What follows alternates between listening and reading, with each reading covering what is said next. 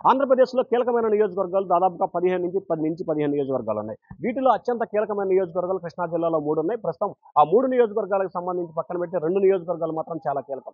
Telugu Desam party యావత్తు కూడా ఆ 2 నియోజకవర్గాలపై ఫోకస్ పెట్టింది. ఇటు అధికార పార్టీ కూడా ఆ 2 నియోజకవర్గాలపై ఫోకస్ పెట్టింది.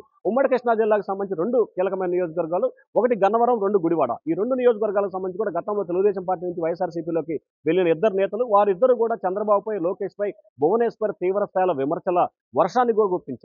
ఏదైతే వంశీ చేసిన వ్యాఖ్యలతో చంద్రబాబు కన్నీరు పెట్టుకొని మరి అసెంబ్లీ నుంచి బయటికి వెళ్ళిపోయిన పరిస్థితి కూడా కనిపించింది. తాను ముఖ్యమంత్రిని మళ్ళీ అసెంబ్లీకి వస్తానని చెప్పి శపథం కూడా చేసిన పరిస్థితిని గమనించాలి. ఇక ప్రధానంగా చూసుకుంటే గుడివాడ నియోజకవర్గానికి సంబంధించి కూడా 2 సార్లు వైఎస్ఆర్‌సీపీ నుంచి గెలుపొందిన కొడాలి నాని మూడోసారి గెలిచేందుకు కూడా సిద్ధమవుతున్న పరిస్థితి కనిపిస్తోంది. కానీ ప్రస్తుతం ఆయనకి పరిస్థితులు ఏమాత్రం కూడా అనుకూలంగా లేని పరిస్థితి కనిపిస్తోంది.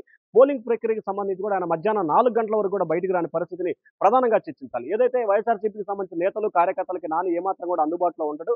అలాగే ఏదైతే పోల్ మేనేజ్మెంట్ విషయంలో వైఎస్ఆర్‌సీపీ కార్యకర్తలు, నేతలు పట్టినట్టు వ్యవహరించారని చెప్పి కూడా ప్రధానమైన ఆరోపణ. అలాగే గుడివాడ నియోజకవర్గానికి సంబంధించి 2 సామాజిక వర్గాలు గెలుపుని కీలకమైన పాత్ర పోషిస్తాయి. ఒకటి చౌదరి సామాజిక వర్గం, 2 కాపు సామాజిక వర్గం. ప్రస్తుతం ఈ 2 సామాజిక వర్గాలు కూడా కొడాలి నాని పట్ల తీవ్ర స్థాయిలో వ్యతిరేకత అయితే వ్యక్తం చేస్తా ఉన్నాయి. చంద్రబాబుని, లోకేష్‌ని భువనేశ్వర్‌పై వ్యాఖ్యలు చేయడం, అలాగే బాలకృష్ణపై వ్యాఖ్యలు చేయడాన్ని కూడా తీవ్రంగా జీర్ణించుకోలేని పరిస్థితి కూడా ఇక్కడ ప్రధానంగా కనిపిస్తా ఉంది. ప్రధానంగా చూసుకుంటే దాంతో పాటుగా ఏదైతే గుడివాడలో ఇటీవల జరిగిన, కొన్ని రోజుల క్రితం జరిగిన ఒక కాపు నాయకుడి హత్యకు సంబంధించి కూడా కొడాలి నాని ఆ సామాజిక వర్గానికి సహకరించకుండా ఇబ్బందులు పాల్చేశారని చెప్పి ఆ నియోజకవర్గంలో అందరూ కూడా కొడాలి నానిపై తీవ్ర స్థాయిలో అసంతృప్తి, ఆగ్రహం వ్యక్తం చేస్తా ఉన్నారు. పూర్తి స్థాయిలో అభివృద్ధి చేయకుండా, రోడ్లు వేయకుండా గుడివాడ నియోజకవర్గంలో కేవలం తెలుగుదేశం పార్టీ నేతలు విమర్శలనే పెట్టుకున్న ధ్యేయంగా చేశారు కానీ ఎక్కడా కూడా నియోజకవర్గానికి సంబంధించి సరైన రోడ్లు లేవు. కనీసం విజయవాడ నుంచి గుడివాడ రావాలంటే సరైన రోడ్లు కూడా లేని పరిస్థితిని నియోజకవర్గంలో ఏర్పాటు చేశారు. కేవలం జగన్మోహన్ రెడ్డి ఇచ్చిన సంక్షేమ కార్యక్రమాలు తప్ప ఎమ్మెల్యేగా నాని నియోజకవర్గానికి 10 సంవత్సరాల కాలంలో చేసింది ఏమీ లేదని చెప్పి